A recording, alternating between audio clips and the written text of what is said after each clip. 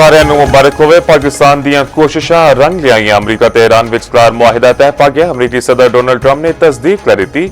ਆਖਿਆ ਹੈ ਅਜ਼ੀਮ ਮੁਆਹਿਦਾ ਪੂਰੇ ਖਿੱਤੇ ਵਿੱਚ ਅਮਨ ਤੇ ਸਲਾਮਤੀ ਲੈ ਕੇ ਆਵੇਗਾ। ਮੈਂ ਫੌਰੀ ਤੌਰ ਉੱਤੇ ਆਪਣੇ ਹੋਰਮਜ਼ ਨੂੰ ਫ੍ਰੀ ਖੋਲਣ ਦੀ ਇਜਾਜ਼ਤ ਦੇਣਾ ਵਾ। ਬਹਿਰੀ ਨਾਕਾਬੰਦੀ ਖਤਮ ਕੀਤੀ ਜਾਂਦੀ ਹੈ।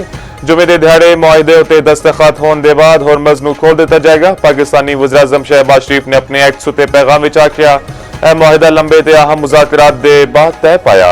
लबनान सने सारे महाज़ ते फौजी कार्रवाइयां दे फौरी खात्मे उत्ते इत्तफाक कर लिता गया। मुआहिदे उत्ते दस्तखत दी तकरीब 19 जून नूं स्विट्ज़रलैंड विच होवेगी।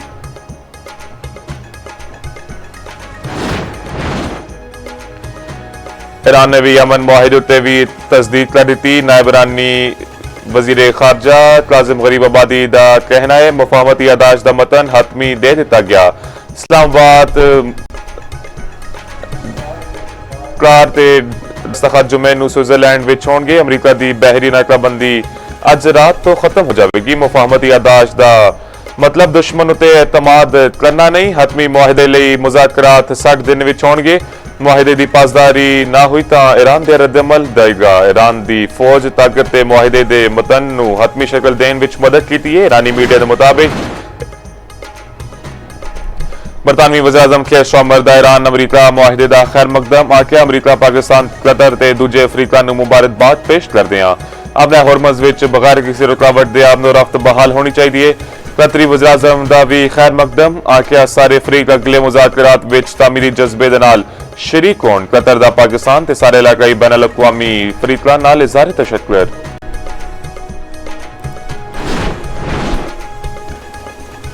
अमरीका ते ईरान विच मुआहिदा अमन नूं अगे वधाण वल पहला कदम। पाकिस्तान पीपल्स पार्टी के चेयरमैन बिलावल भुट्टो जरदारी दा आखना है वज़ीर-ए-आज़म शहबाज शरीफ ते फील्ड मार्शल सीदा समरीन नूं खज तहसीन पेश करदियां नायब वज़ीर-ए-आज़म इसाद डार ते सफारती टीमां दियां कोशिशां ने मुआहिदे नूं मुमकिन बनाया।